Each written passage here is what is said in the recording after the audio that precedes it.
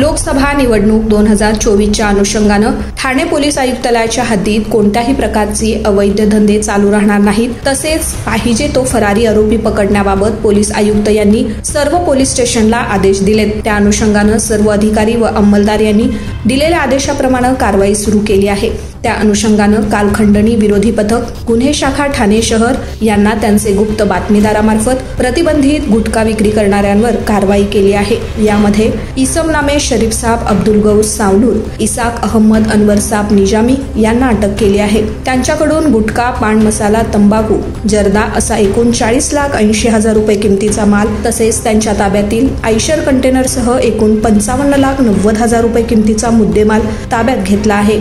या प्रकरणी पोलीस अधिक तपास करत आहेत। त्याचबरोबर ठाणे पोलीस आयुक्तालयाच्या हद्दीतील नागरिकांचे मोबाईल फोन हरवण्याचं प्रमाणही वाढल्यानं त्याबाबत पोलीस आयुक्त सत्र ठाणे शहर व इतर वरिष्ठांनी हरवलेली मालमत्ता शोधून ती संबंधित नागरिकांना परत करण्याच्या बाबत आदेश देखील केले आहेत। या अनुषंगानं खंडणी विरोधी पथकाकडून https://ceir.government.in या वेबसाईटच्या आधारे नागरिकांच्या हरवलेल्या मोबाईल फोनची माहिती मिळवून त्याबाबत तांत्रिक तपास करून एकूण 21,50,000 रुपये किमतीचे एकूण 50 मोबाईल फोन शोधून काढून हस्तगत करण्यात आले आहेत। त्या संबंधित नागरिकांना खात्री करून परत देखील करण्यात आले आहेत। मोबाईल आपल्याकडे जे गहाळ होतात किंवा चोरीला जातात त्याच्या अनुषंगानं शासनाकडून एक CAIR नावाची पोर्टल या ठिकाणी कार्यान्वित आहे।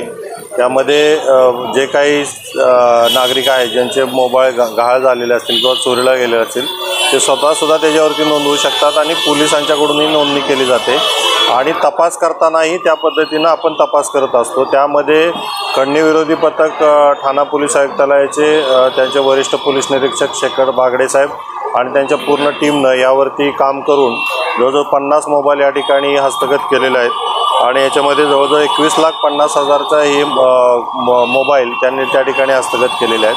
आता आज काही नागरिकांना आपण बोलवून त्या ठिकाणी ते हस्तांतरित केलेले आहेत आणि बाकीच्याही नागरिकांना आपण कॉन्टॅक्ट करून ते आपण त्यांना देणार आहोत।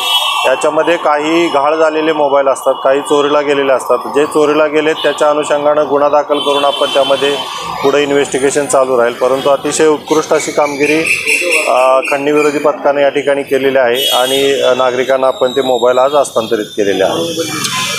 मोठ्या प्रमाणात तुम्ही आता एक कंटेनर पकडलेला आहे त्याच्यामध्ये गुटखा आहे, त्याबद्दल अवैध जे धंदे आहेत याच्या अनुषंगानं कारवाई करण्याच्या संदर्भात माननीय पोलीस आयुक्त आशुतोष डोंबरे सरांचे आदेश आहेत। त्यामध्ये अवैध गुटखा विक्री किंवा अवैध गुटख्याची ट्रान्सपोर्ट असेल यावरती कारवाई करण्याचे आदेश होते। त्या अनुषंगानं खंडणी विरोधी पथकाचे वरिष्ठ पोलीस निरीक्षक शेखर बागडे आणि त्यांची पूर्ण टीम API गोरे, API टरमाळे, API कापडणीस आणि PSI राठोड आणि पूर्ण टीम यांना माहिती होती की एका कंटेनरमध्ये हा गुटखा ठाणे पोलीस आयुक्तालयामध्ये येत आहे। त्या अनुषंगानं काल्हेर कशेळी या ठिकाणी त्यांनी ट्रॅप आयोजित केला आणि त्या ठिकाणी एक कंटेनर त्यांना त्या ठिकाणी मिळालेला आहे। त्यामध्ये जवळजवळ 40 लाखाचा गुटखा त्या ठिकाणी आपण जप्त केलेला आहे आणि मुद्देमाल मिळून पूर्ण कंटेनर वगैरे मुद्देमाल मिळून 55 लाखाचा मुद्देमाल आपण या ठिकाणी आपण घेतलेला आहे ताब्यामध्ये। याच्यामध्ये 2 आरोपी आपण अरेस्ट केलेले आहेत आणि हा जो गुटखा आहे